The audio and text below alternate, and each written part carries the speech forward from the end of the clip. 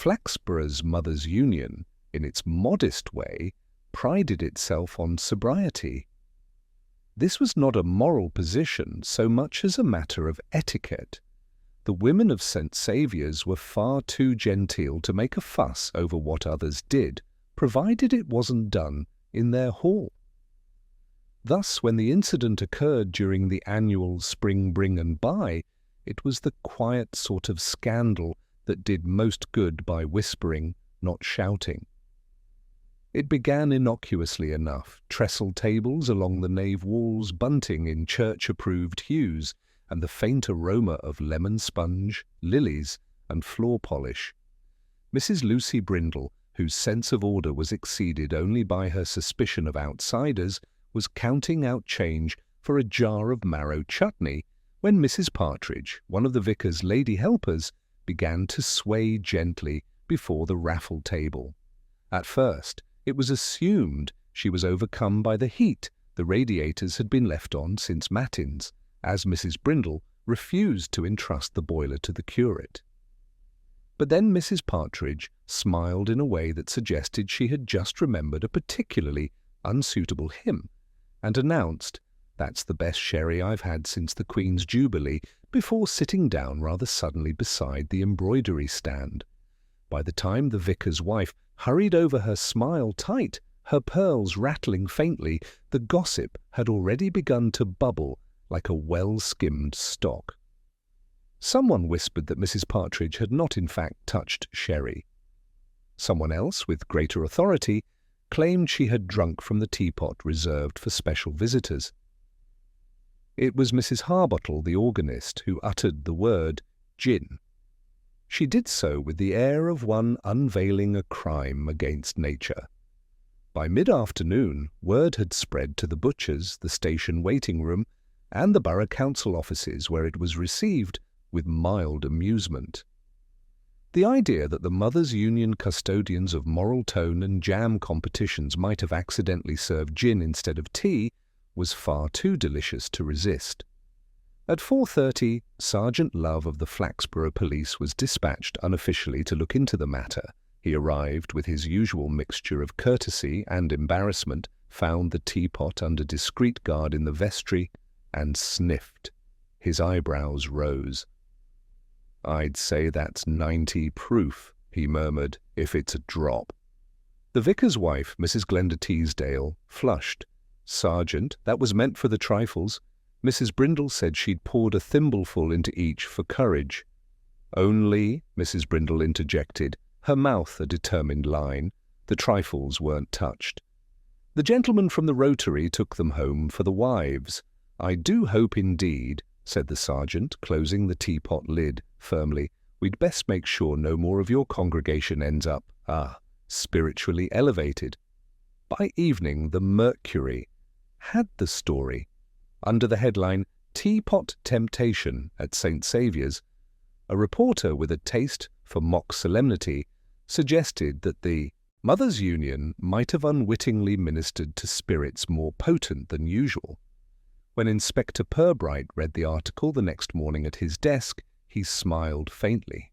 He had seen many peculiar disturbances in Flaxborough, a town where civic dignity and moral rectitude walked arm in arm with envy, impropriety, and the occasional pilfering of municipal cutlery. But even by those standards, gin in the Mothers' Union pot had potential. His Sergeant Love stood by the filing cabinet, hands respectfully folded. "Shall I file it under miscellaneous mischief, sir?" "Not yet, Love." Purbright tapped the folded newspaper thoughtfully. "There's something about a mistake that everyone's too eager to laugh at. Makes me wonder who's not laughing." Love hesitated. "You think someone meant it, sir?" Purbright's smile deepened slightly, not amusement exactly, but recognition of human pattern. "I think that in Flaxborough, a joke is often a form of message. Let's have a word with Mrs. Teasdale, find out who provided the gin and who, for that matter, didn't get any." Outside, a fine drizzle slicked the cobblestones of the market square, giving the town a look of washed propriety. Shopkeepers raised blinds, cats darted beneath stalls, and the morning bus from Holmwood trundled in, bearing a mix of gossip and groceries. At St. Saviour's, Mrs. Teasdale was already fielding inquiries from parishioners, and discreetly from the vicar's mother, who had not been at the event, but had taken it upon herself to defend the family's moral front. The inspector's arrival hat, politely in hand, expression mild, caused a hush that bordered on reverence. "Inspector Purbright," she said, hands clasped, "do tell me it's all just a misunderstanding. Poor Mrs. Partridge is mortified." "I dare say she's had time to recover, ma'am," Purbright said. "I'm merely hoping to trace the source of your hospitality." Mrs. Teasdale led him to the vestry, where the offending teapot sat alone upon a lace mat, like a relic of fallen grace. "We borrowed it from Mrs. Brindle. She brought the gin, too, and said it was left over from the Scouts' Christmas raffle, but she was quite sure she'd diluted it." "Diluted it?" murmured Purbright, peering at the pot. "With what, precisely?" "She didn't say anything. He made a note, not of her words, but of the hesitation between them." "And the key to the vestry cupboard where the bottles were kept?" "Only the vicar and I have one," she said quickly, then coloured. "Though the cleaner, Mrs. Rigby, does like to tidy after us. She's frightfully thorough." "Indeed," said Purbright. "Thoroughness is a gift, though sometimes it extends to tidying away evidence." Mrs. Teasdale blinked, unsure if she'd been reproved or flattered. As he left the church, Purbright paused beneath the dripping eaves and watched Mrs. Brindle across the square, gesturing energetically to two other matrons near the post office.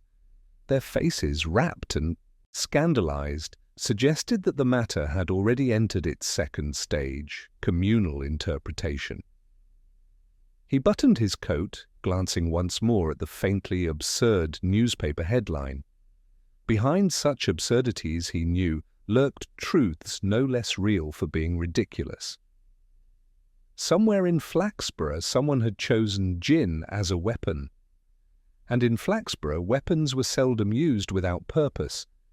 Inspector Purbright's visit to St. Saviour's left behind the faint scent of lilies, polish, and unease.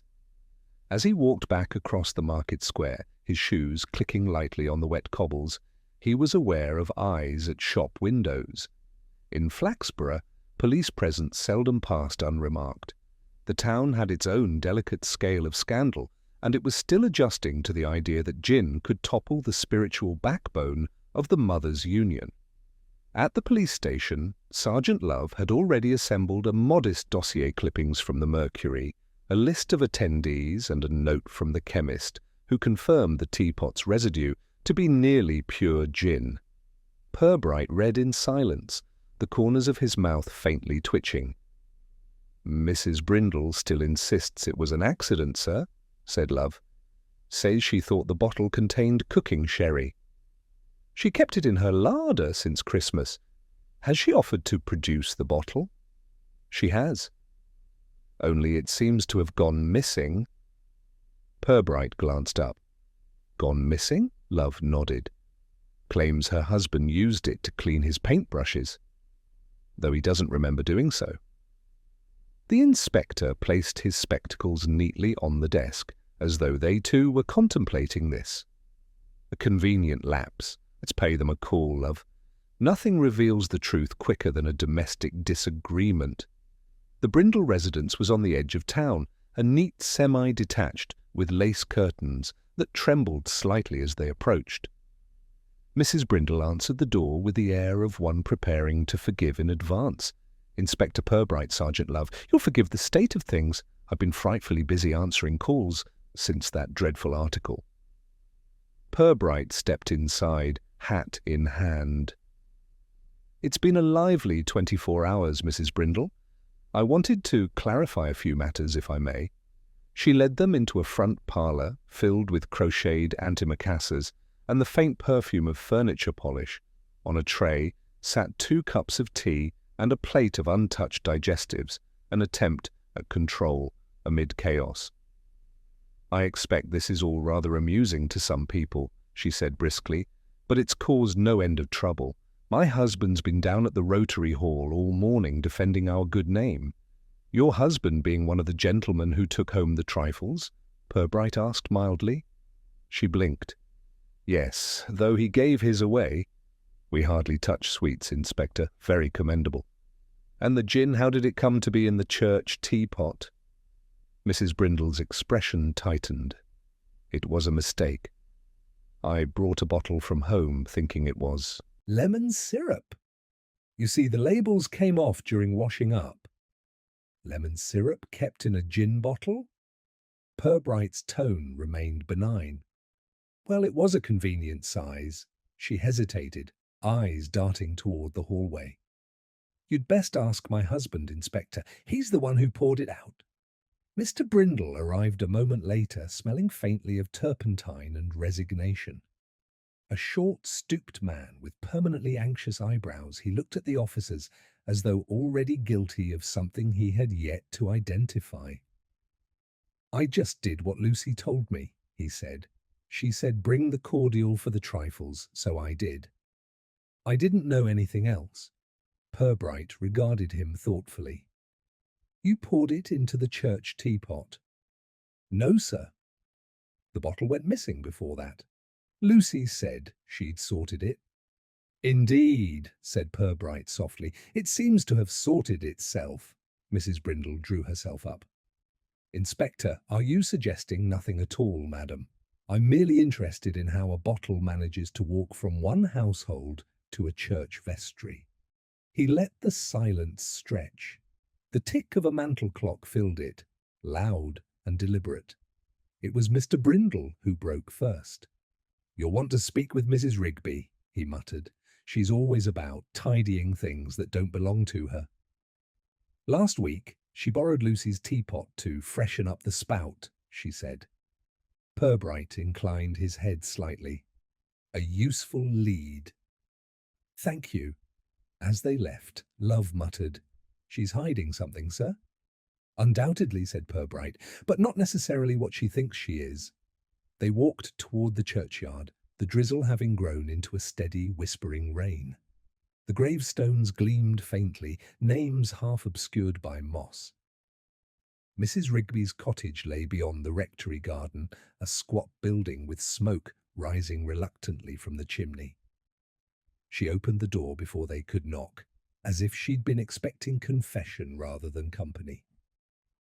"I knew you'd come," she said, wiping her hands on her apron. "About that nonsense with the teapot." "Silly business." "Perhaps," said Purbright, "but sometimes a silly business hides a serious one. You handled the teapot, just polished it, sir. Can't abide stains on church silver or pewter, as that one is." "I'd no idea what was inside. Did you happen to see who placed the bottle there?" Mrs. Rigby sniffed. "I saw Mrs. Teasdale go in early that morning. Said she was preparing the raffle table. But I didn't pry." "Mrs. Teasdale?" Purbright's tone carried mild surprise. "I thought she delegated such tasks." "Usually does, sir. But she was in a bit of a state, arguing with the vicar about expenses, if you'll pardon me saying so." "Expenses for the new hall curtains." She wanted silk. He said gingham was more Christian. Purbright exchanged a glance with Love. "And afterward?" "She left in a hurry. Said she'd forgotten the key to the vestry." Only Mrs. Rigby lowered her voice. She had it in her hand when she said it. By the time they returned to the station, the afternoon had dimmed into a grey twilight. Love closed his notebook thoughtfully. "Do you think the vicar's wife could have done it, sir? Seems an odd way to make a point." "Odd," Purbright agreed, "but not impossible. Social position makes people inventive, especially when faced with gingham." He settled back in his chair, watching the rain creep down the window pane. "No, Love, I think this gin has been poured with purpose, and perhaps not the first time such a spirit has made its appearance." Love frowned. "You think there's more to it?" Purbright smiled faintly. "In Flaxborough, there's always more. It's simply a question of how much people are willing to admit before tea." He turned the mercury clipping over once more, eyes lingering on the line about teapot temptation. Somewhere in the laughter and gossip, he suspected, someone was trembling not with amusement, but fear. Outside, the church bell struck 6, and the sound rolled through the damp evening like a gentle summons to truth. The following morning brought a watery sun, and with it a new tide of speculation. Flaxborough's gossip, having rested overnight, awoke hungry. In the bakers, the drapers, and even the barbers, the story of the teapot gin acquired embellishments. Mrs. Partridge was said to have danced a waltz. Mrs. Teasdale had allegedly fainted in horror. The vicar, though never present, had been spotted looking pale by several who passed his window. Each retelling was a little richer, and each listener contributed some private satisfaction at seeing the mighty tripped by the ridiculous. Inspector Purbright, meanwhile, arrived at the station just as the postboy brought a letter in a thin blue envelope addressed in an elegant, looping hand. It was from the editor of the Flaxborough Mercury, one Mr. Cyril Arbuthnot, a man of invincible curiosity and questionable ethics. The note, written in mild apology, read, "Dear Inspector, I trust you will not mind that our article on St. Saviour's has stirred the public imagination. A little scandal, after all, brings colour to parish life. Incidentally, you may wish to know that the photograph used was supplied anonymously. It arrived with the post, along with a note saying, 'They'll all look cleaner when the truth's poured out. Yours in service to civic enlightenment, C. Arbuthnot.'" Purbright read it twice, then laid it flat upon his desk as if afraid it might dissolve under scrutiny. "Anonymous contributions, love," he murmured. "A small-town tradition. I sometimes think Flaxborough communicates more effectively through unsigned notes than through its post office." Love frowned. "You think it's blackmail, sir?" "Not precisely, more a form of self-expression. But it suggests this matter isn't merely comic relief. Someone's making a point." They set out again for the vicarage, where Mrs. Teasdale was pruning roses with a vigour that implied the plants had offended her. She greeted them with constrained cheer, though her pruning shears clicked sharply between each phrase. "Inspector, what a surprise! You'll forgive the disorder. I find gardening clears the mind after a good upheaval." Purbright nodded toward the flower bed. "Very therapeutic, I imagine. Though I must ask whether your mind has been entirely cleared of last Saturday's incident." Mrs. Teasdale paused. "Oh, that," she said lightly. "A misunderstanding, surely? I've apologized to everyone involved. We mustn't let it cloud the church's good works, quiet. And yet I understand there were tensions over finances for the new hall curtains?"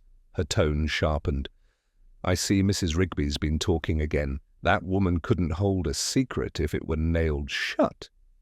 "Still," Purbright said, "even a loose tongue may let slip the truth. You had words with your husband?" "Only a small difference of opinion. He prefers austerity. I prefer dignity." "Dignity in gingham!" A flicker of irritation crossed her face, gone as quickly as it came.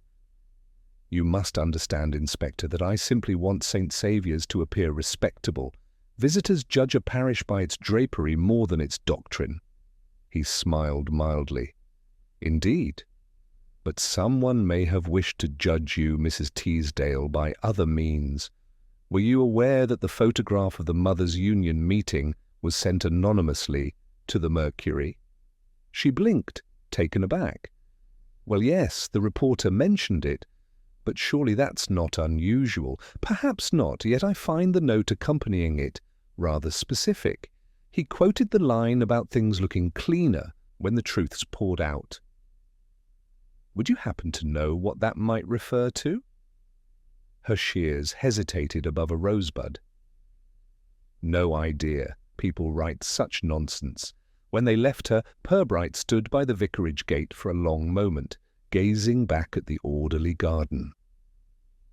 "There's a saying, love," he murmured. People who keep tidy gardens usually have something untidy inside. Love scribbled it down dutifully, uncertain whether it was evidence or philosophy. They next called upon Mrs. Partridge, the accidental drinker. She lived alone in a small cottage whose walls were crowded with china figurines and doilies. The lady herself, pale but cheerful, received them as though expecting to be congratulated. "Inspector?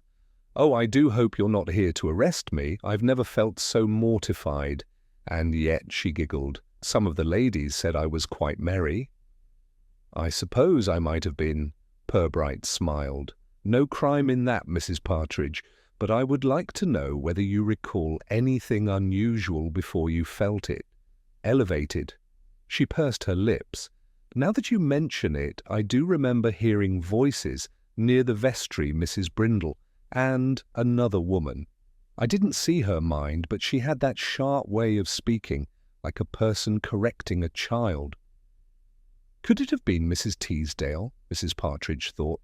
Possibly, or maybe That dreadful woman from the Gazette Committee, Mrs. Yarrow, always running about with her camera. She's been quite put out ever since Mrs. Teasdale refused to let her photograph the church kitchen, said it was untidy. "Indeed," murmured Purbright. "And was Mrs. Yarrow at the Mothers' Union event?" "Oh, yes, selling raffle tickets for her pet charity. She left in a hurry when the commotion started, said she'd a train to catch, but there wasn't one at that hour." Back at the station, Purbright poured himself a cup of tea and sat staring thoughtfully at the rising steam. Anonymous photograph, bitter rivalry between ladies, a misplaced bottle. I'm beginning to suspect the gin was meant as a message, though to whom we've yet to see. Love shuffled through his notes. So, we've got Mrs. Brindle, could be hiding carelessness or guilt. Mrs. Teasdale, temperamental, maybe a target. Mrs. Yarrow has a grudge and a camera. And Mrs. Rigby seems to know too much. A tidy summary, love, but let's add another. Mrs. Partridge, the only one who's suffered, and perhaps the only one innocent enough to be used as proof. As he spoke, the station telephone rang. Love answered, then covered the receiver. "It's Mrs. Rigby, sir. Says something's happened at the church. They were there within 10 minutes. The church doors stood open and Mrs. Rigby waited inside, wringing her hands. "It's the vestry, sir, broken into during the night. I came early to polish and found the cupboard wide open, bottles gone, every one of them. And look, this was on the table." She pointed to a folded sheet of lined paper pinned neatly beneath the handle of the teapot. Purbright lifted it carefully. The handwriting was the same looping style as the note to the Mercury. "Better to spill spirits than hide them. This isn't the only secret in St. Saviour's." Love looked uneasy. "That doesn't sound like a prank anymore, sir." "No," Purbright said softly, refolding the note. "It sounds like a conscience." He gazed around the quiet church, the dust motes turning slowly in the morning light. "Love, find out who had keys to the vestry and the hall cupboard, and have a quiet word with Mr. Arbuthnot at the Mercury. Ask him where that envelope was posted. You think the letters are connected? I'd stake the borough council's honesty on it, and that's a low-risk bet." He slipped the note into his pocket and turned back toward the square, where the town was already awakening to a fresh cycle of speculation. Behind them, Mrs. Rigby closed the church doors with a soft, uncertain click, like someone trying to keep a ghost from getting out. By the time Inspector Purbright reached the Flaxborough Mercury office that afternoon, the editor, Cyril Arbuthnot, had already sensed an opportunity. The smell of ink and cheap coffee clung to the narrow room, and a fresh proof of the next edition lay drying on the counter, headline half set.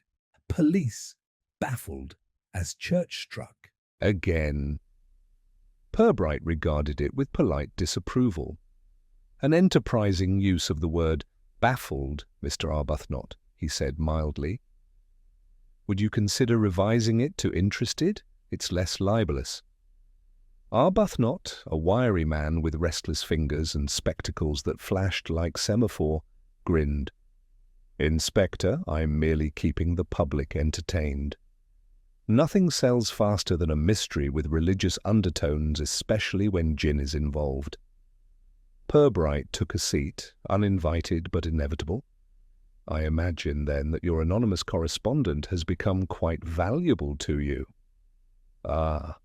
Arbuthnot tapped his pen against the desk. "So you've had the pleasure of their prose?" "Delightful, isn't it? A real sense of theatre." "Postmark?" Purbright asked. Arbuthnot frowned. "Let me think. The first envelope photograph and all was posted here in Flaxborough. The second, yesterday's, came from Holmwood, 8 miles out. Perhaps your culprit travels for inspiration, or posts elsewhere to appear they've travelled," Purbright murmured. "Did the handwriting strike you as feminine?" "Distinctly. Flourished capitals, overly careful loops, someone who practised penmanship when it was still considered an accomplishment." "Indeed." Purbright stood. "If your conscience permits, refrain from printing further imaginative embellishments until we've caught the author. My conscience, Inspector, is on permanent sabbatical." Purbright gave a courteous nod. "Then let us hope it returns in time for Sunday." Outside, the wind had risen. Bits of newspaper fluttered along the street, carrying gossip faster than the printing press itself. Purbright paused outside a draper's window, catching his reflection in the glass tweed suit, hat slightly askew, expression that of a man perpetually patient with human folly. He turned up his collar and crossed to the station. Love looked up from his typewriter.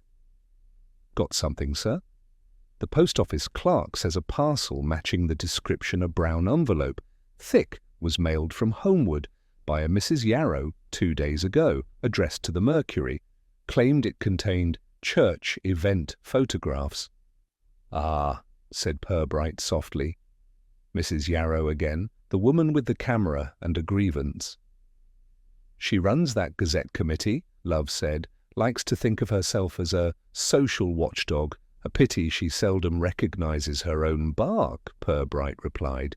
"Let's pay her a call before she writes another sermon in ink."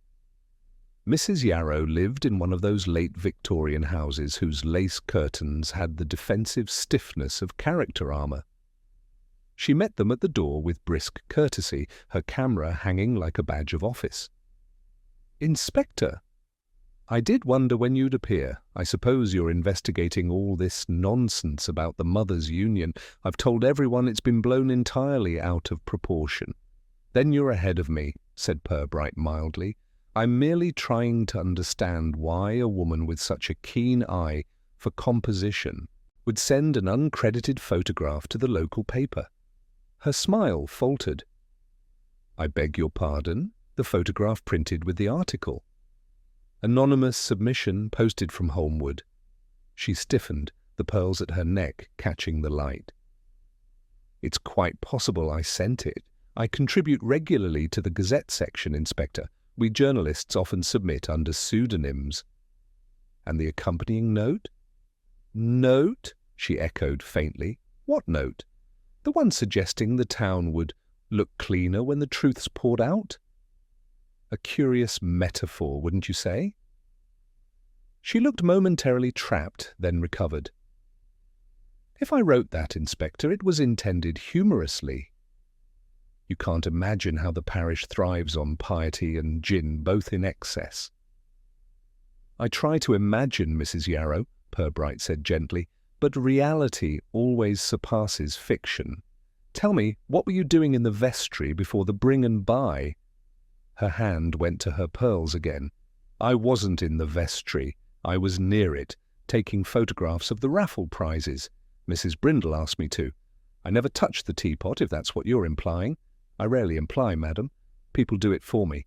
One last thing, did you happen to notice Mrs. Teasdale that morning? She swept in late, all flustered. Said the vicar had forgotten his sermon notes. They have a volatile marriage." Purbright inclined his head. as most spiritual unions are. When they left, Love exhaled. "You think she's our culprit, sir?" "She's involved," Purbright said, "but I doubt she poured the gin, too conscious of her public image. However, she may have poured words, and in Flaxborough, words intoxicate faster than liquor." They returned to the station as dusk settled. The town lamps flickered on, halos against the mist.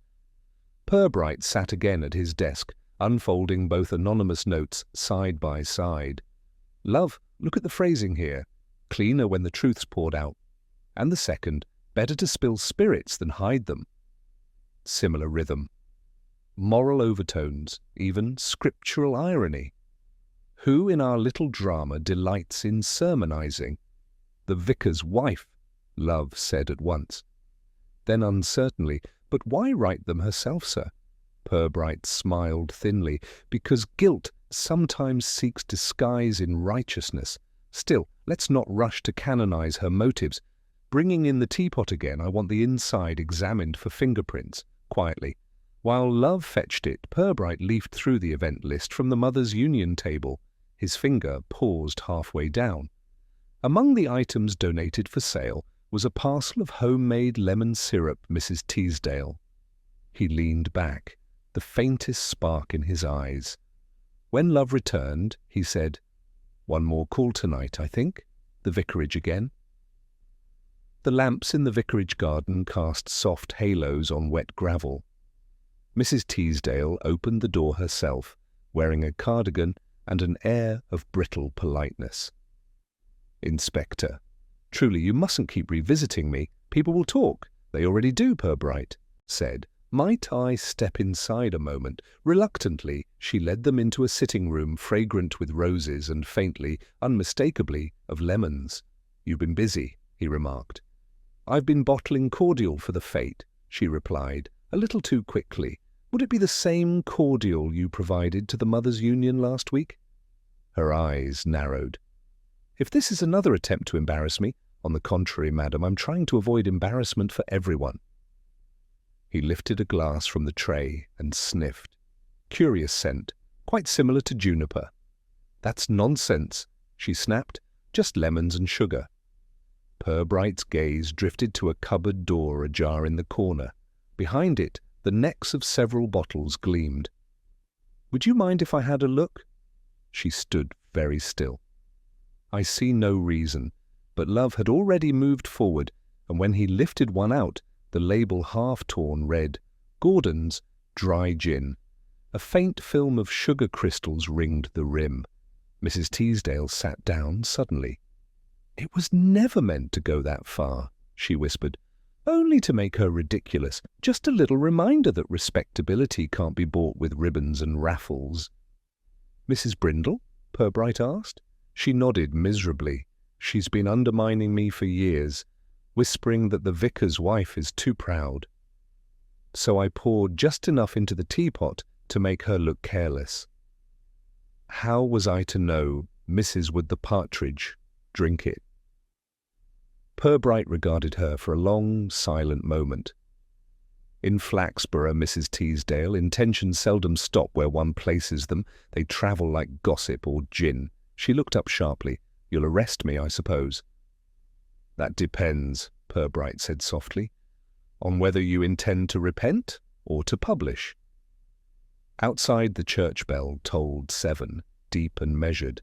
The sound rolled through the damp air as Purbright stepped back into the street, coat collar high. Love fell beside him, notebook half open. "So it was her all along?"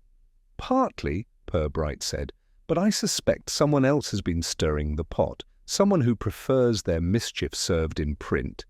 We'll find out which sin came first, pride, malice, or publication." He glanced back once toward the faint light in the vicarage window, then toward the Mercury office where presses still clattered. Somewhere between them, he thought, the true measure of Flaxborough's virtue was being quietly revised. The following morning's Flaxborough Mercury struck the town like a gust through lace curtains. The headline, large and gleeful, proclaimed, "Mothers' Union. Mix up vicar's wife takes blame. Beneath it ran a grainy photograph of Mrs. Teasdale's face, caught mid-blink, the caption reading "Remorse in the Rectory." Inspector Purbright, studying it over breakfast, allowed himself the faintest sigh. Truth, it seemed, had travelled faster to the press than to the police. At the station, Sergeant Love arrived clutching a brown envelope that had been pushed under the door during the night. "Another one, sir," he said, laying it down carefully. Inside was a single sheet of paper, same looping hand. "There's more than gin in this parish, Inspector. Ask about the collection money from last month. Some spirits are invisible until you count them." Purbright tapped the note against his palm. "So our pen friend isn't finished. She's moved from morality to embezzlement." Love frowned. "You think there's something in it?" "In Flaxborough," said Purbright, "there's always something in it, though rarely what one expects. Fetch me the accounts from St. Saviour's if you can. The vicar keeps them under the illusion that arithmetic can protect virtue." By mid-morning, the vicarage was alive with the clatter of indignation. The Reverend Teasdale, a tall, mild man who looked perpetually betrayed by the world, received Purbright in his study. "My wife has suffered enough, Inspector," he said, hands clasped like a man reciting a prayer for patience. "This vulgar publicity, it's intolerable." "Quite," Purbright said. "Yet perhaps publicity isn't the whole problem. Someone appears determined to keep the matter alive." Teasdale blinked behind his spectacles. "But why?" "The Lord forgives." "Perhaps," murmured Purbright, "but Mercury doesn't." He set the new note on the desk. "You might tell me, Reverend, whether your collection funds are intact." The clergyman coloured faintly. "They are mostly. We've had discrepancies, minor ones." "How minor?" £3.12 and 6, I believe. The treasurer noticed it last week. Mrs. Brindle. Teasdale nodded. "She's a stickler. Suggested that Mrs. Teasdale had mislaid a receipt. Ridiculous, of course, but it caused unpleasantness." Purbright smiled thinly.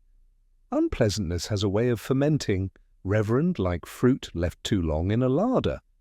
As they spoke, footsteps sounded in the hall. Mrs. Teasdale entered, her composure restored, but her eyes guarded. "I thought I heard voices." "Inspector, have you come to drag us through the papers again?" "I was hoping," said Purbright, "to spare you that. Another letter has arrived. Whoever writes them seems well informed about parish finances." Her lips thinned. "That woman again, I'll wager." "Mrs. Yarrow, she's always meddled. Do you know she once photographed the offertory plate for artistic reference? I told her it bordered on sacrilege." Purbright regarded her quietly. "Photographs can be useful things, especially when one intends to expose wrongdoing." Mrs. Teasdale gave a brittle laugh. "If she wishes to expose me, she's too late. I've already confessed." "Ah," Purbright said, "but perhaps you confessed to the wrong sin." Later, as they walked back across the square, Love asked what he meant. Purbright didn't answer immediately. The church clock struck noon. Pigeons startled upward in slow spirals. "Confession, love," he said finally, "is often used to conceal more than it reveals. When a person admits one wrong, readily you must ask what greater wrong they hope you'll stop looking for." The sergeant frowned. "So you think the gin business was a smokescreen?" "I think it was convenient," Purbright replied. "Mrs. Teasdale's pride makes her reckless, but not foolish. Someone else exploited her folly for another purpose entirely, and our anonymous friend knows exactly what it was." They spent the afternoon reviewing church accounts in the vestry, a task combining the thrill of mathematics with the aroma of mothballs. By 4 o'clock, Love groaned softly over the figures.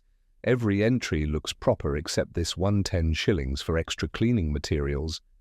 Paid to Mrs. Rigby." Purbright's brows rose. "Our zealous cleaner again. Let's see what she's been polishing besides teapots." Mrs. Rigby answered her door with red-rimmed eyes and a dishcloth in hand. She looked tired rather than guilty, the exhaustion of one who has watched too much and said too little.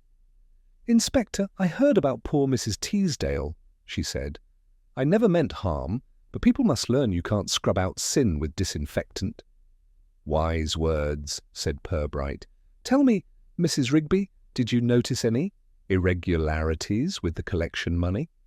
Her fingers twisted the dishcloth. "Not money, sir. But I did see Mrs. Brindle put something in her handbag after the last service. Small, folded, like a slip. A receipt?" She shook her head. It looked more like paper money.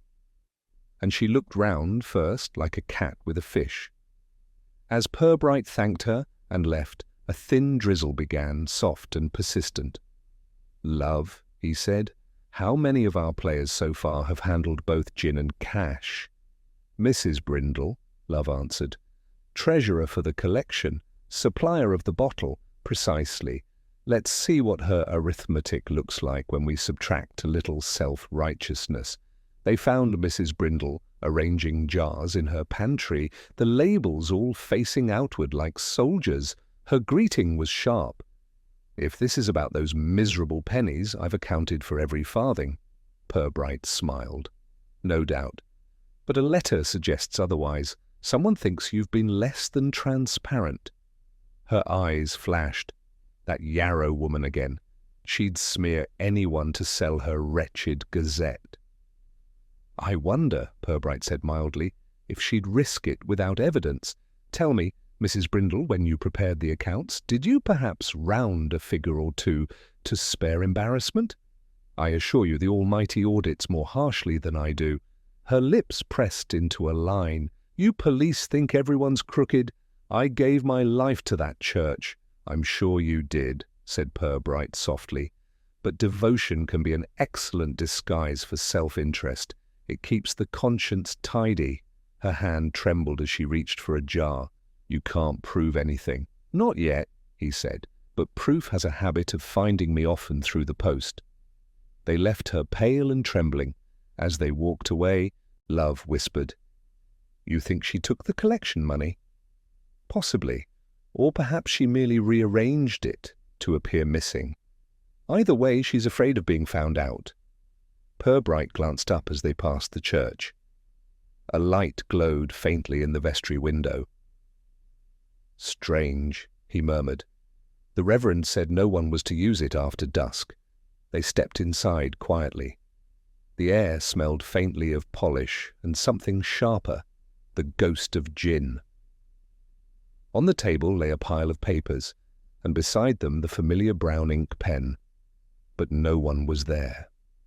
Purbright picked up one sheet. It was half-written, the words flowing in that same looping hand. "The truth must come before the next collection, or Flaxborough will choke on its own holiness." Love looked around uneasily. "Someone was here only minutes ago, sir?" The ink's wet. Purbright folded the paper carefully. "Then our correspondent is no longer content to write from hiding. She or he is moving toward confession, and I suspect the next one won't be written." He extinguished the lamp, the flame's brief sputter leaving the room in stillness. As they stepped outside, the rain turned to mist, blurring the gaslights along the square. "Tomorrow, love," he said, "we'll see who attends the Mothers' Union prayer meeting. I've an idea someone's prayers will be particularly fervent." Love shivered. "You think they'll strike again, sir?"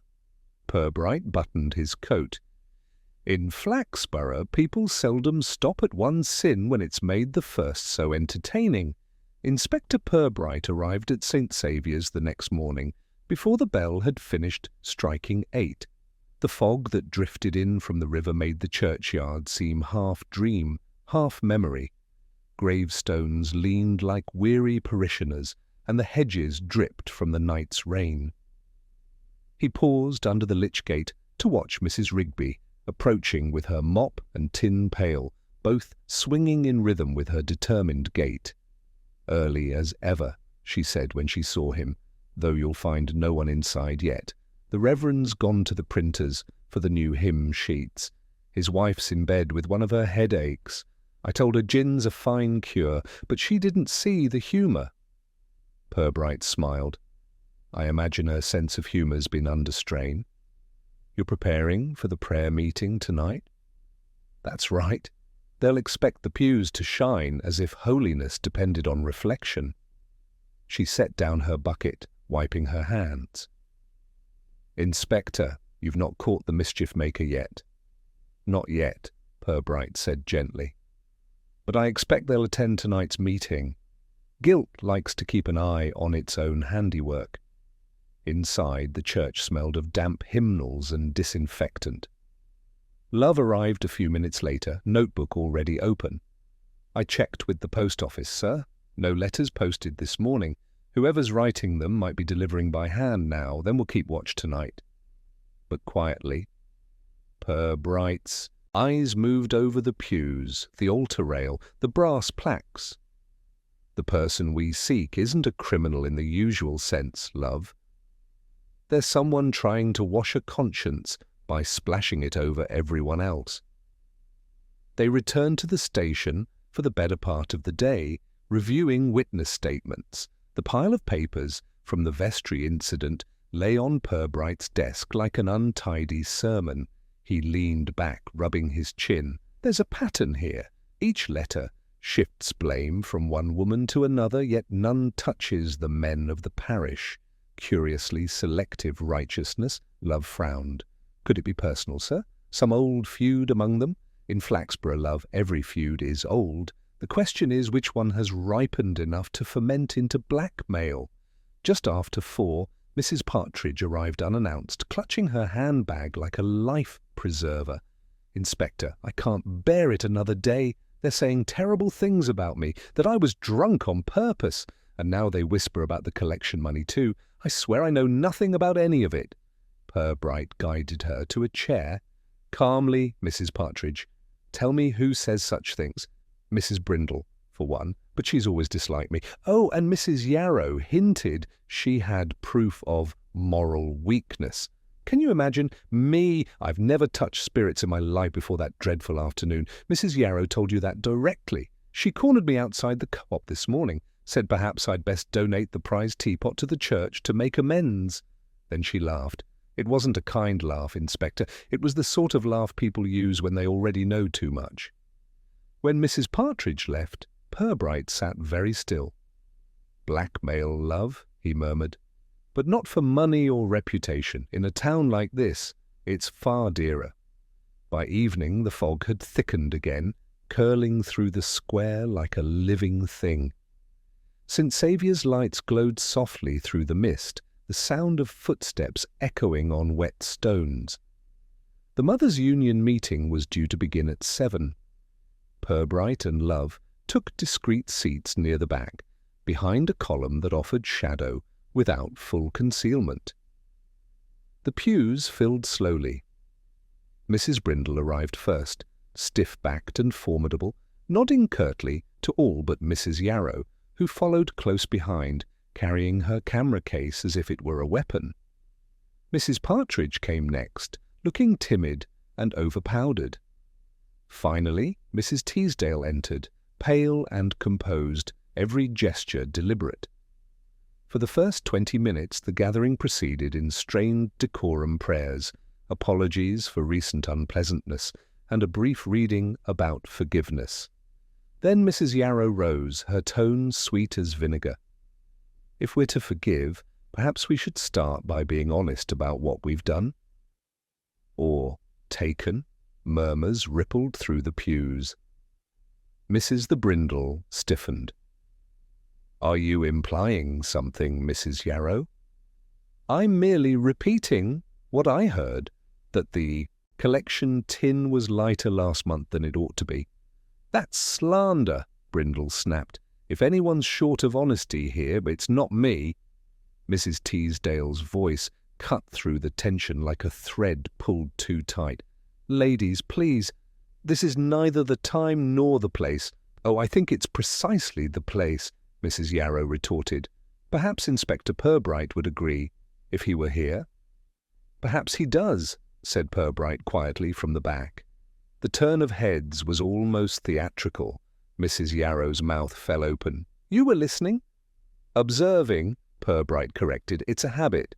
The silence that followed was brittle as glass. Then Mrs. Brindle rose, colour high. "I've nothing to hide. I managed those accounts properly. I even replaced money that went missing, though no one thanked me." "Replaced?" Purbright said gently. "That's an interesting word." "Where did you replace it?" Her eyes flickered. "From my own purse, naturally. I couldn't let the parish suffer for one woman's carelessness." "Or for your own?" Purbright's tone was mild, but the question hung in the air like smoke. Mrs. Yarrow gave a small, satisfied laugh. "There, you see. Even the police suspect." "On the contrary," Purbright interrupted, "I suspect you, Mrs. Yarrow, of mischief more deliberate. You've sent every one of those anonymous notes, haven't you?" A collective gasp spread through the pews. Mrs. Yarrow blanched. "That's outrageous." What proof Purbright drew from his pocket, the half-written letter recovered from the vestry. "Your penmanship is unmistakable. And this," he nodded toward her camera case, "was left open in the vestry last week. Inside we found the negatives for the newspaper photograph. Careless of you to reuse your stationery for confession." Her hand flew to her throat. "I wrote them, yes, but only to force the truth. You all pretend to be saints, and yet half this parish runs on gossip and gin, and the other half on malice," Purbright said softly. "You hoped to ruin reputations one by one, beginning with Mrs. Teasdale's.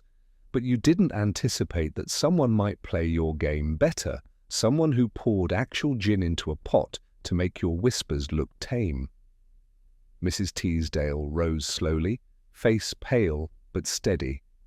"Inspector, I admit what I did was foolish, but I swear I never touched that collection money." "I know," said Purbright. "That was someone else's doing." His gaze moved to Mrs. Brindle, whose hands clutched her handbag as though it were a shield. "I told you," she stammered. "I put back what was missing."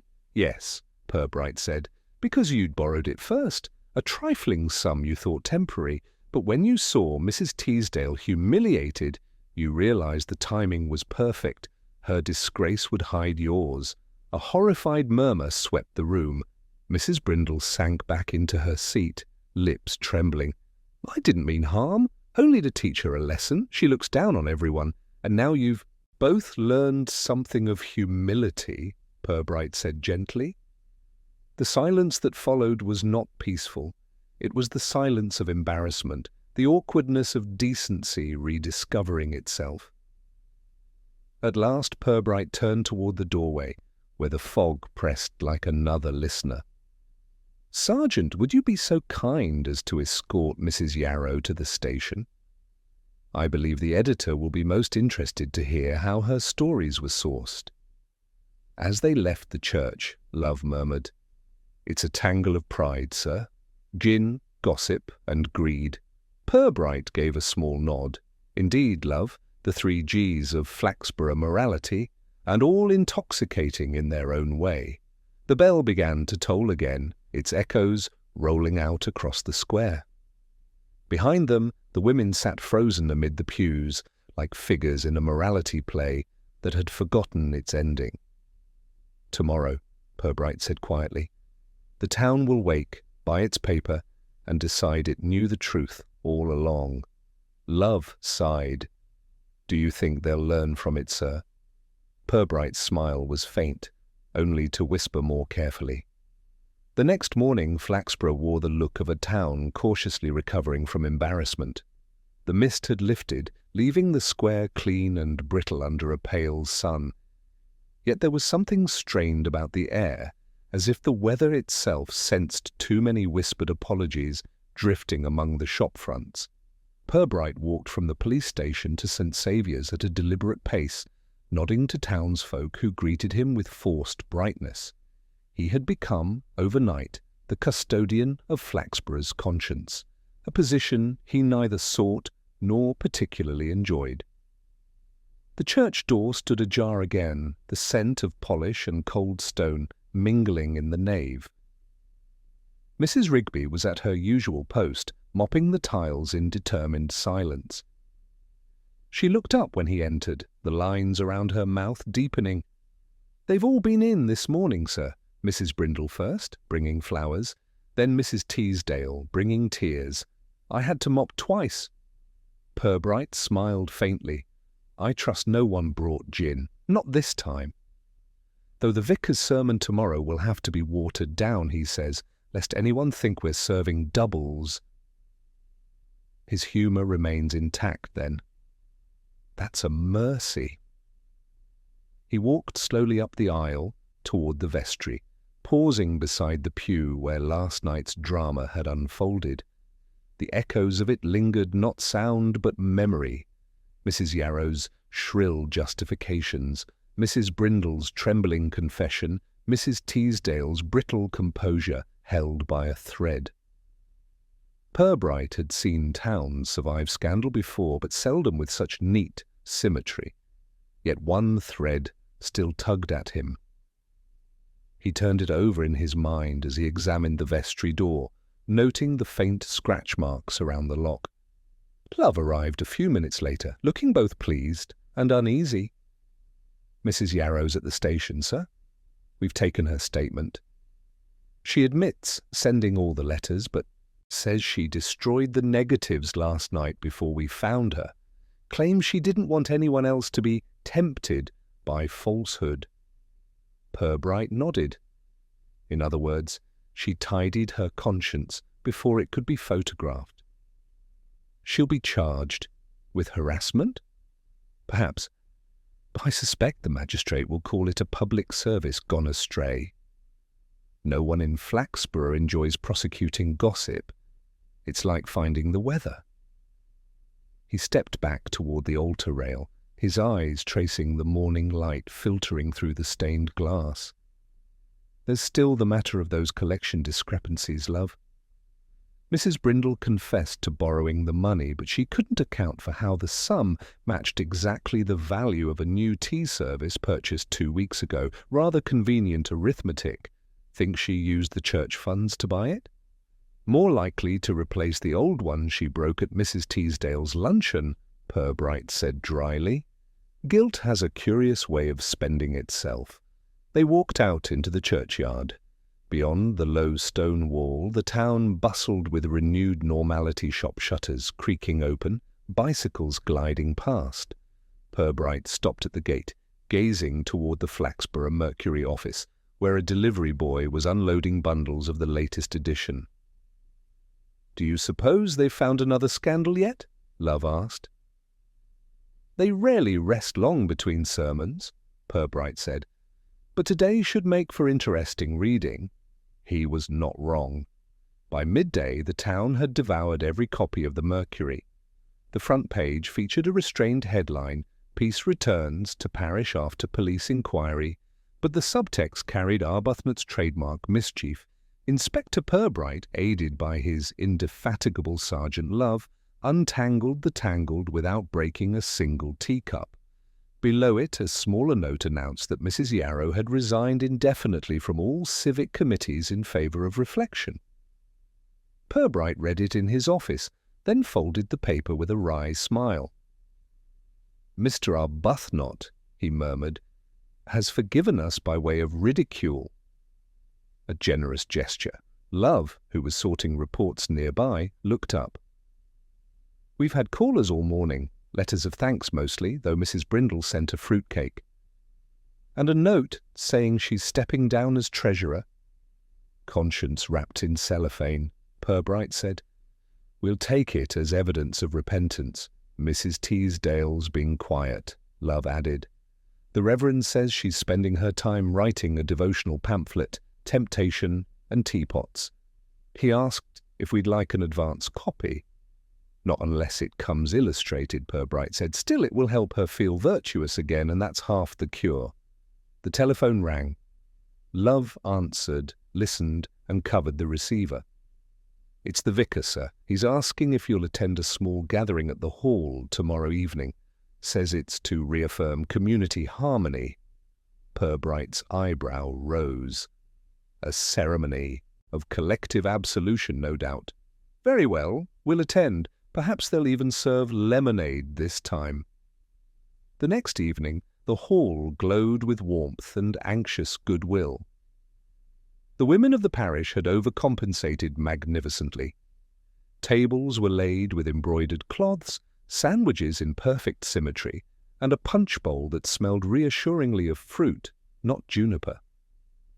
Mrs. Brindle hovered near the food, greeting each arrival with nervous generosity. Mrs. Yarrow, pale and penitent, handed out hymn leaflets with exaggerated meekness, and Mrs. Teasdale, resplendent in contrition, presided like a monarch returned from exile.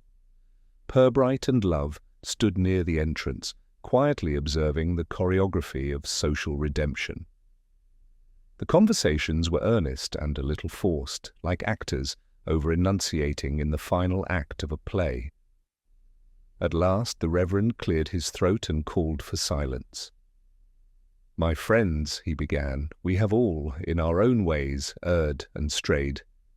But we have also, I trust, learned something of forgiveness."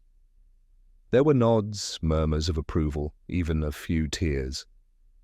The Reverend continued, "And we have to thank Inspector Purbright and Sergeant Love, who have reminded us that truth, though sometimes painful, need not divide us." Polite applause followed. Purbright inclined his head but said nothing. The applause faded, replaced by the clink of teacups and the rustle of reconciliation. After a while, Mrs. Teasdale approached him, a cup in hand. "Inspector," she said softly, "I wish to thank you for your discretion. You've spared this parish more humiliation than it deserves." Purbright smiled. "Humiliation, Mrs. Teasdale, is often the beginning of honesty. I'd settle for that." She hesitated. "Do you think people will forget? In Flaxborough?" "Never," he said, "but they'll grow tired of remembering." When she moved away, he joined Love near the doorway. The sergeant was sampling a sandwich with grave suspicion. "Cucumber," he said finally, "uncontaminated." Purbright glanced across the hall where laughter had begun to replace whispers. "It will do the town good," he said. "A little gaiety is properly diluted." Outside, the night was clear, the fog gone at last. They walked back toward the station under the gaslights, their footsteps echoing against the cobbles. Love was the first to break the silence. "Strange, sir, how a drop of gin started all this." "Ah, Love," Purbright said quietly. "In Flaxborough, gin is never just gin. Its truth in disguise tastes sharp at first, but leaves a warmth behind." They reached the square, and the bell of St. Saviour's began to chime the hour. Purbright paused, listening. "The sound of respectability, Love," he said, "loud enough to drown out sin until the next service." And with that, they walked on, two silhouettes fading into the lamplight, leaving behind a town that, for the moment at least, believed itself absolved. The following week unrolled with the quiet efficiency of a town eager to restore its facade. The gin scandal, once the main course of conversation, had thinned to a polite aftertaste, mentioned only when the weather failed to provide a substitute topic. The Mothers' Union resumed its charitable knitting, the vicar preached on reconciliation, and the shopkeepers, who had briefly feared for the town's moral reputation, began counting the profits from all the extra copies of the Flaxborough Mercury sold during the uproar.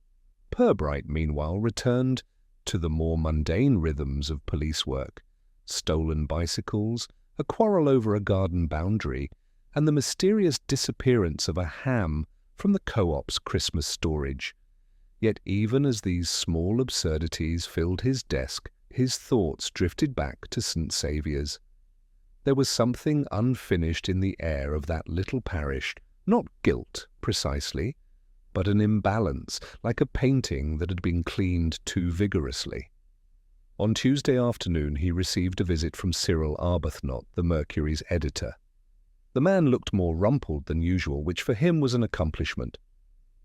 "Inspector," he began, "I trust you've no objection. to my next piece. Entirely harmless, a human interest column. I'm calling it The Gin That Saved the Soul. Has a certain uplift, don't you think? Purbright raised an eyebrow. Provided you resist the temptation to identify whose soul, I'll permit the experiment. Arbuthnot grinned. You're a philosopher, Purbright. I prefer profits because they sell better. Oh, and between us, I've had a letter from one of your former parish heroines. Mrs. Yarrow. From the seaside, would you believe? Says she's taken up writing memoirs. Title undecided, but the working one's Confessions of a Christian Camera. Purbright's lips curved faintly. She was always fond of exposure. After the editor left, the inspector found himself unable to return to his reports. He gazed through the station window at the square, watching the steady trickle of townspeople. Mrs. Brindle passed by, clutching a parcel that looked suspiciously like a new handbag. Behind her, Mrs. Teasdale, regal in black gloves, walked toward the post office. Each woman moved with the brisk dignity of one who had survived disgrace and intended to behave as if she had merely changed hats. That evening, Purbright decided to walk home by way of the churchyard.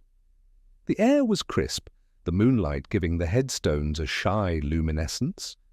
The vestry window glowed faintly, and inside he saw the familiar silhouette of Mrs. Rigby polishing the brass candlesticks. When she noticed him at the door, she straightened, wiping her hands. "Evening, Inspector. I was just locking up. You'd think after all that fuss they'd be content to leave the church alone, but the Reverend's wife insists everything must shine like heaven's own hearth." "Hard work, Mrs. Rigby," Purbright said kindly. "Has the vicar returned from his conference?" "Not yet, sir. He's in York till Thursday, left her ladyship in charge." He nodded, eyes wandering to the vestry table. "Tell me, has the cupboard been locked since the incident?" "Oh, yes, sir.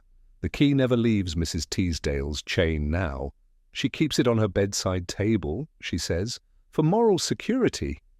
He smiled faintly. That must make for peaceful dreams.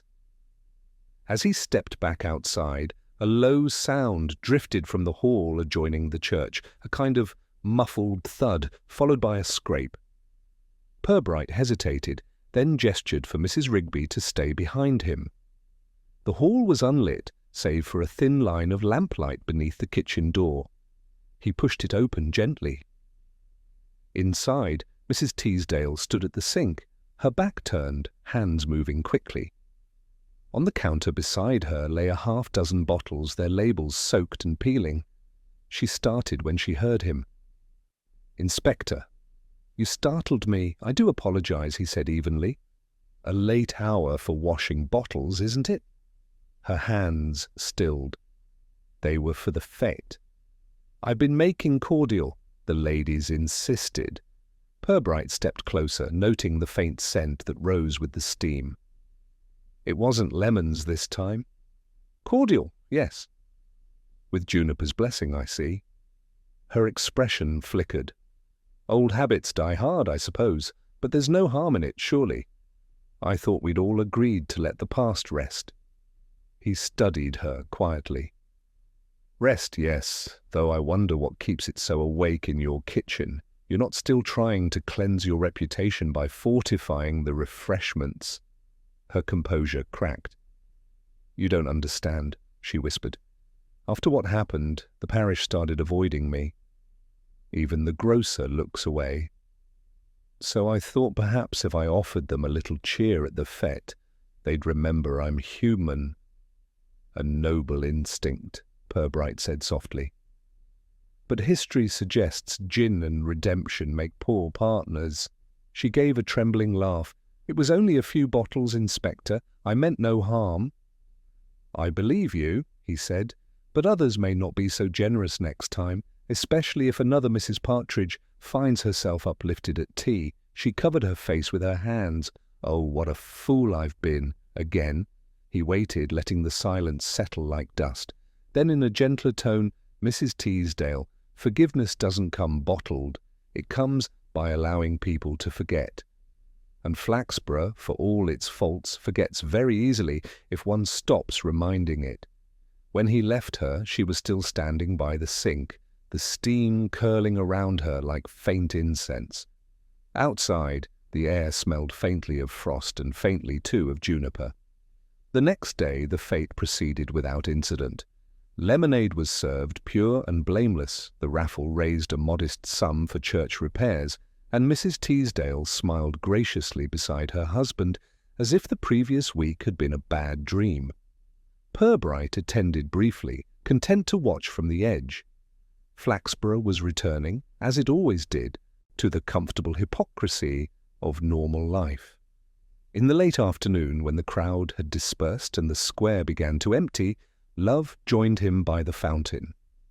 "All's quiet again, sir?" Even Mrs. Brindle said the fete was a triumph. "Ah," said Purbright, "when Mrs. Brindle approves, it's a sure sign that sin has been fully domesticated." Love grinned. "And Mrs. Teasdale? She'll recover. Her pride's more durable than her faith." He took a slow breath, watching a paper cup drift along the gutter. "Strange business, love. You'd think such a petty affair would fade, but every soul in town had a taste of it. Some found it bitter, some sweet, but all remember the flavour." Love thought for a moment. "What do you suppose it means, sir, that a town can get drunk on gossip?" Purbright's eyes twinkled. "It means, my dear love, that civilization is held together not by law, but by mutual embarrassment. Take away people's fear of looking foolish, and half the parishes in England would collapse before evensong." The sergeant laughed softly, then sobered. "So, it's all done then?" "For now," Purbright said, "but I wouldn't wager on Flaxborough remaining warm. There's something in the air here, a talent for mischief disguised as morality. Give it time, and it'll ferment again." They stood in companionable silence for a while, listening to the faint murmur of the town settling into the evening. The church bell began to toll the hour, and its chime floated across the rooftops, calm and self-assured, as if nothing at all had been disturbed. Purbright turned toward the police station, the corners of his mouth lifting slightly. "Come along, love. Let's get back before someone discovers virtue missing from the offertory plate." And together they walked into the fading light, two steady figures against the gentle absurdity of Flaxborough, where gossip never died, it merely rested between services. 2 weeks passed, and the town seemed to have digested its scandal, if not quite forgotten it. The Mothers' Union, restored to public esteem, announced a Thanksgiving bazaar to be held in the same hall that had recently hosted so much contrition. The event promised tea, raffle prizes, and a spirit of gratitude, a phrase that Purbright noted in the Mercury's announcement with mild amusement. In Flaxborough, he reflected, gratitude was often poured as thinly as its tea. It was on the morning of the bazaar that Sergeant Love appeared in the inspector's doorway, carrying a thin stack of envelopes. "Morning post, sir. 2 for you, and 1 addressed to the Honourable Police Department of Flaxborough. I thought that might interest you." Purbright took it, noting at once the handwriting, loopy, self-assured, and painfully familiar. He opened it with deliberate care. Inside was a single sheet of heavy stationery, embossed with a seaside address. "Dear Inspector, I hope you're well and not still surrounded by sinners, pretending to be saints. The sea air is doing wonders for my nerves, though I miss the thrill of civic enlightenment. Should you ever wish to know the real story behind your Mothers' Union affair, I'd be happy to enlighten you off the record, of course. Yours in truth and teasing, Mildred Yarrow." Purbright laid the letter flat upon his desk, smoothing its corners. "Off the record," he murmured. In Mildred's vocabulary, that means she's about to start dictating to the next reporter she meets. Love peered over his shoulder. "She won't come back, will she, sir?" "Oh, she'll return," Purbright said quietly. "Flaxborough's like communion. Wine's sweet at first, but the aftertaste is addictive. They walked later that morning to the bazaar, more out of civic duty than enthusiasm. The air smelled of scones and furniture polish, and the tables were already crowded with townspeople, exchanging politeness as if it were currency. Mrs. Brindle, presiding over a cake stall, caught sight of them and blushed faintly. "Inspector, how kind of you to come. I do hope you'll try the gingerbread." "Entirely wholesome this time." "I'm sure it is," Purbright said. "You've given up more dangerous refreshments, I trust." "Completely," she replied with brisk cheer. The vicar's wife made certain that she reorganized the kitchen herself. "Efficiency born of repentance," Purbright murmured as they moved on. Mrs. Teasdale herself stood by the raffle table, her manner serene, but her eyes alert, as if one guilty glance might undo the months of careful rehabilitation. "Inspector," she said with dignified warmth, "I'm pleased to report that this year's proceeds will go entirely to new hymnals, plain ones, not the fancy editions with gilded edges. We've learned that ornament invites envy." "Very prudent," Purbright said. "And the accounts will be audited, I imagine." Her lips curved into something that might have been a smile or a warning. Twice. They drifted toward the refreshment table, where Mrs. Partridge poured tea with cautious reverence, sniffing each cup as if to ensure its sanctity. "No spirits this time, Inspector," she said nervously. "Just honest Indian leaves, though I must say the tea's quite dull without the other sort of spirit." Purbright chuckled. "You'll find dullness to be Flaxborough's most restorative tonic." As they took their tea, Love's gaze lingered on a framed certificate displayed near the stage. "Presented to Mrs. Brindle for outstanding service to parish finances." He frowned. "They've made her treasurer again, sir." Purbright followed his glance and smiled faintly.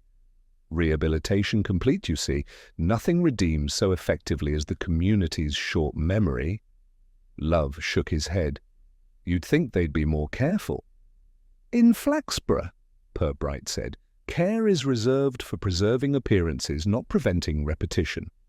Their conversation was interrupted by a minor commotion near the entrance. The vicar's wife had fainted.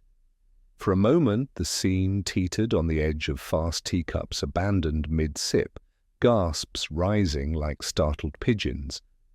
Purbright moved forward calmly, motioning for air. Mrs. Teasdale came around within a minute, looking bewildered, but intact. "It's the heat," she murmured, touching her temple. "And perhaps the excitement. I've been working rather hard." Purbright studied her face. There was colour in her cheeks that had nothing to do with heat, and a faint sheen of perspiration on her brow. But it was her bright, almost feverish eyes that held his attention. "You've not been sampling your cordial again, have you, Mrs. Teasdale?" Her smile flickered, then steadied. "Heaven forbid. I've learned my lesson, Inspector." "So you have," he said softly, "though you might consider resting a little before you collapse entirely under the weight of virtue." She managed a weak laugh, and the incident was quickly smoothed over. But as Purbright left the hall, the faintest unease followed him. Something in her manner had been too controlled, her cheerfulness too rehearsed. A woman absolved rarely worked so hard to appear redeemed. Later that afternoon, as he sat at his desk reviewing the day's events, the station telephone rang. Love answered, listened, then handed it over. "It's the vicarage, sir. Mrs. Rigby's on the line. Says she's found something peculiar in the church." Purbright's voice was calm. "Peculiar, Mrs. Rigby? In what sense?" "Well, sir," came the tremulous reply, "I was sweeping the vestry cupboard again, and I found a bottle behind the hymnals. Half full, sir, with a note tied to its neck." Purbright's tone didn't change, but Love saw his expression tighten by a degree. "Read the note, Mrs. Rigby. One last toast for the truth that never dries. May those who sip remember what they forget. "Don't touch the bottle," Purbright said quietly. "I'll come at once." He replaced the receiver and stood. "It appears Flaxborough's conscience still thirsts, love." "You think it's Mrs. Teasdale again, sir?" "Perhaps," Purbright said, reaching for his hat. "Or perhaps someone else has acquired the taste." They reached the church as evening fell. The light through the windows was amber and fading. On the vestry table, exactly as described, stood the half-empty bottle. The note fluttered faintly in the draught, the ink still damp. Purbright leaned in, inhaling the faint, unmistakable aroma of gin. "Half full," he murmured. "An optimist's measure." Love peered at the label. "It's from a new batch, a different brand. Not from the old stock." "Which means," Purbright said, "someone has reopened a chapter they promised to close, and left me the preface." He pocketed the note and turned toward the darkening square outside, his expression unreadable. The bells of St. Saviour's began their slow, solemn toll. "Flaxborough," he said quietly, "never repents, merely pauses for breath." Inspector Purbright stood in the vestry a long while after Mrs. Rigby had been sent home, the dusk pressing close against the stained glass like smoke. The bottle sat beneath the faint shimmer of candlelight, the note still trembling on its string as though the writer's hand lingered in the air. Love waited beside him, shifting uneasily from foot to foot. The stillness had weighed something more than mere mischief. "It's her again, isn't it, sir?" he asked finally. "Mrs. Teasdale." "Couldn't resist one last flourish." Purbright didn't answer immediately. He turned the bottle in his hands, studying the label. Langford's No. 9 gin, a brand new to him, but clearly purchased locally. The cork was missing, the liquid slightly clouded, perhaps diluted, perhaps tampered with. "Whoever left this," he said softly, "wanted it found, and wanted it read as well as seen. A farewell, perhaps, or a dare." Love frowned. "You think she's planning something, sir?" Purbright set the bottle down and straightened. "Let's find out before she decides on a more dramatic method of repentance." They crossed the churchyard in near darkness, the lamps along the square just beginning to bloom. At the vicarage, the windows glowed faintly. Purbright knocked once. There was no reply. He tried again, louder this time, and heard, from somewhere within, the faint clatter of something dropped. Love reached for the latch. Inside, the hallway smelled of candle wax and lavender water. A half-empty teacup stood on the hall table, the surface trembling from the closing of the door. From beyond the parlour came the sound of rustling paper, followed by a muffled sob. Purbright stepped through. Mrs. Teasdale was seated at the writing desk, surrounded by envelopes. Her eyes were swollen, her hair slightly unpinned. The letter before her was addressed in careful hand to the editor, Flaxborough Mercury. "Inspector," she said, without turning. "You're prompt. I wondered if you'd come before I posted it." Purbright's voice remained gentle. "The bottle in the vestry is your farewell gift?" She gave a small, strained laugh. "You make it sound theatrical. It wasn't meant to be, only symbolic, a reminder, perhaps, that people shouldn't forget too quickly." "People?" "All of them," she said sharply. "They absolved themselves so easily, as if truth were a raffle prize." Mrs. Brindle preens again, the vicar smiles for Mercury, and the town congratulates itself on forgiveness while gossiping twice as much behind closed doors. I thought they should remember how shallow grace can be. Purbright moved closer. "By leaving another bottle of gin in the church?" "It's not gin," she said suddenly, turning to face him. "It's water, from the font." I thought perhaps that was poetic enough. They'll think it gin, of course, just as they think sin where there's only sorrow. Love looked at the inspector, uncertain. Purbright's eyes softened. "You've punished yourself quite enough, Mrs. Teasdale." and the town doesn't deserve your sermon. It prefers its parables short and scandalous. She folded her hands tightly. Then you'll destroy the letter? That depends, he said. If it confesses what you just told me, perhaps it would do more good burns than printed. Her composure broke then. I was foolish, Inspector. I wanted to be admired for my husband's work, for my committees, for my taste. I thought gentility was a virtue, but in Flaxborough, the moment you seem proud, they wait for you to stumble, and when you do, they build an altar out of your broken china. Purbright nodded slowly. I know the type. The town's moral backbone is largely cartilage. He reached across the desk, taking the letter gently. Let's call this concluded, shall we? The next issue of the Mercury can survive without another revelation. She hesitated, then gave a small nod. You're kinder than they deserve, Inspector. I'm merely practical, he said. If every citizen of Flaxborough were judged by their hypocrisies, the streets would be empty by Sunday.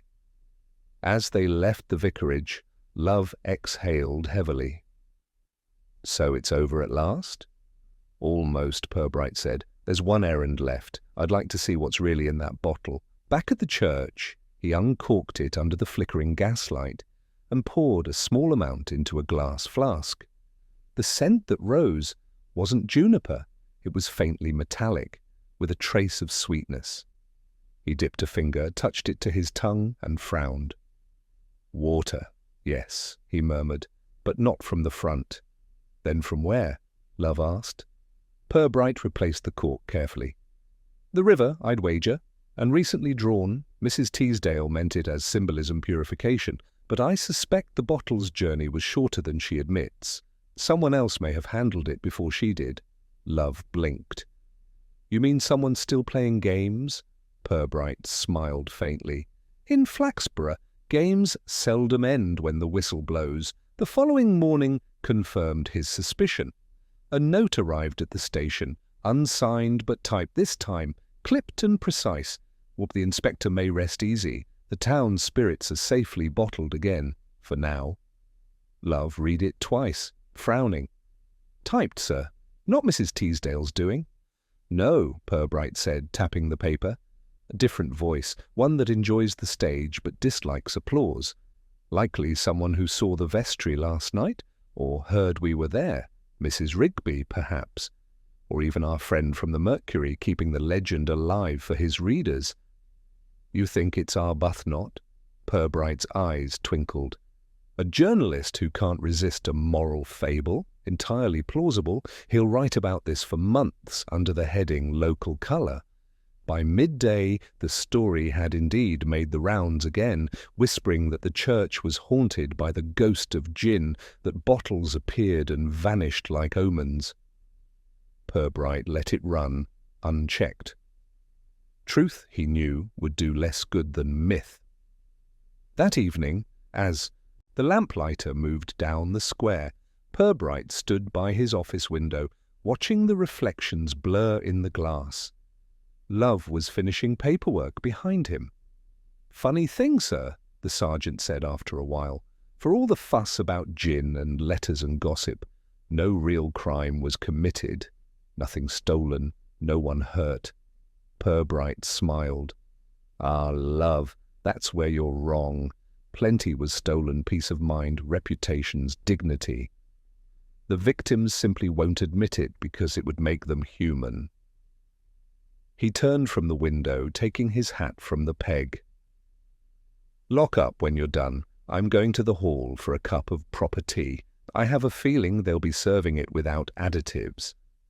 As he stepped out into the evening air, the town lay calm, its windows glowing, its streets washed clean by a late drizzle.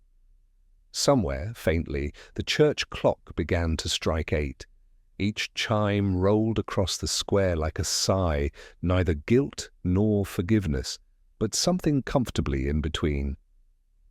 Purbright paused at the corner, listening, his expression one of faint amusement.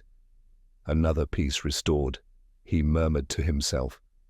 Until the next act of decency misfires, and with that he walked on, the sound of his footsteps soft against the cobbles, disappearing into the quiet hum of a town that would, by morning, have turned its scandal into folklore. Flaxborough had a gift for burying its scandals beneath polite laughter, and by the following week the town's memory had already blurred the edges of the Mothers' Union affair. The Mercury had moved on to reporting a minor burglary at the railway buffet, an event that, compared to intoxicated parishioners, offered little for the imagination. Yet Inspector Purbright felt an unease that would not fade. It was not suspicion of crime exactly, but of incompleteness, like a sermon that had ended without a benediction. He was thinking of this one grey morning when Mrs. Rigby appeared at the station door, hat askew and expression uneasy. "I'm sorry to trouble you again, Inspector, but I thought you ought to know. Someone's been in the vestry during the night." Purbright gestured for her to sit, his manner calm as ever. "Tell me exactly what you found." "Well," she began, twisting her gloves, "nothing missing this time, sir." But the cupboard was unlocked again, and on the table there was a hymn book open, to lead kindly light. Only the page was marked with one of them church envelopes, and inside there was money. Money, Love asked, as in donations. Mrs. Rigby nodded quickly. £5 notes, all crisp as if new. No note with it this time, though. Just the hymn and the cash. Purbright leaned back, steepling his fingers. Curious. Either our unseen benefactor has developed a conscience or they wish to buy one. After she'd gone, Love frowned. Could it be Mrs. Brindle, sir? Trying to make amends for what she took? Possibly, said Purbright, though that would suggest guilt. I doubt Mrs. Brindle feels guilt so much as inconvenience. More likely, this is someone else's idea of moral housekeeping. By late afternoon, he decided to walk to the church himself. The sky was the colour of pewter, the air faint with the smell of wet stone and coal smoke. Inside, the church was dim but not unfriendly. Dust floated in the shafts of light like slow confetti. The hymn book still lay open, the notes resting inside precisely where Mrs. Rigby had said. He touched the pages lightly, then bent closer, noticing that the envelope bore no handwriting, only the faint impression of a thumbprint in candle wax. Love, who had followed silently, spoke at last. It feels like they're still trying to end the story on their own terms. Purbright nodded. That's the trouble with morality. Love, it never concludes neatly. It lingers like perfume. Or guilt. They returned to the square just as the vicar himself came striding toward them, coat flapping. He looked harried, as though burdened by some spiritual emergency. "Inspector," he said breathlessly, "I must apologize for the continued disturbances. My wife tells me it's probably just one of our more excitable parishioners." Purbright regarded him mildly. "Your wife seems to know more of the parish than I do, Reverend." "She's perceptive," the vicar said, though the pause before the word betrayed something else. "Between ourselves, Inspector, I think she's still rather shaken. I've advised her to rest, but she insists on overseeing the new accounts, says she needs a purpose." "Purpose is admirable," Purbright murmured, "but zeal in Flaxborough can be a health hazard." The vicar gave a wan smile, muttered a thanks, and hurried off toward the grocer's. Purbright watched him disappear around the corner. "You see, love, the human conscience is like the town's clock tower, keeps the right time only when someone winds it." That evening, while Love filed reports, Purbright sat at his desk reading the Mercury's latest edition. Buried on the second page was a small column, unsigned. "The Mothers' Union. Mystery may now be laid to rest, though whispers persist of ghostly philanthropy at St. Saviour's. It seems that repentance, once fashionable, has now turned profitable." He folded the paper with a sigh. Cyril Arbuthnot's hand again. The man couldn't resist gilding the lily and then selling tickets to view it. Love looked up. Should we call him in, sir? No need. He writes in ink, not blood. Let him have his sermon. The next morning brought rain, steady, cleansing, unromantic. Purbright walked again to the church, almost by instinct. He found Mrs. Teasdale there alone, arranging flowers at the altar, her face pale but resolute. The air was heavy with lilies and something sharper lavender polish, perhaps, or nerves. She turned as he entered, a faint smile on her lips. Inspector, I suppose you've come to see if I've relapsed into temptation? Not at all, he said gently, though I did wonder if you might recognize this. He handed her the wax-marked envelope. Found it in the vestry yesterday. Her eyes widened. I've never seen it. No. He tilted his head slightly. Yet the thumbprint resembles yours, at least in shape. She hesitated, then sighed, the resistance going out of her. I wanted to repay what Mrs. Brindle took, though I knew she'd never admit it. I thought if the church found the money, it would end the gossip. No one would need to know who gave it. Admirable, Purbright said softly.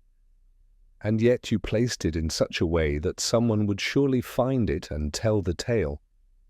It seems your repentance is still as theatrical as your original sin. Her lips trembled into a weary smile. Perhaps I don't know any other way to live here? In Flaxborough, everything's performance. The trick is not to forget one's lines. Purbright nodded slowly. Then let me give you a simpler role. Be kind, be dull, and stop confessing by letter. It only encourages the spectators. When he left her, the church bell was chiming again, the sound gentle, forgiving, almost affectionate. That evening the inspector sat in his office, finishing the day's paperwork. Love was reading the newspaper, lips moving silently. It says here, sir, that the vicar's starting a new lecture series, Temperance and the Modern Soul. Do you think anyone will attend? Only those who prefer to be seen abstaining, Purbright said. Love chuckled. And Mrs. Teasdale? She'll be fine, Purbright replied. She's learned that virtue, like gin, is best taken in moderation. Outside, the rain had stopped. The cobblestones gleamed faintly under the street lamps, and the town's hum resumed its ordinary rhythm, soft, gossipy, and absurdly content. Purbright rose, looked once more toward the darkened window, and smiled to himself. In Flaxborough, he said quietly, forgiveness is the only business that never closes. And with that, he turned out the light and left, his footsteps fading into the steady, companionable hush of a town that slept peacefully on top of its own sins.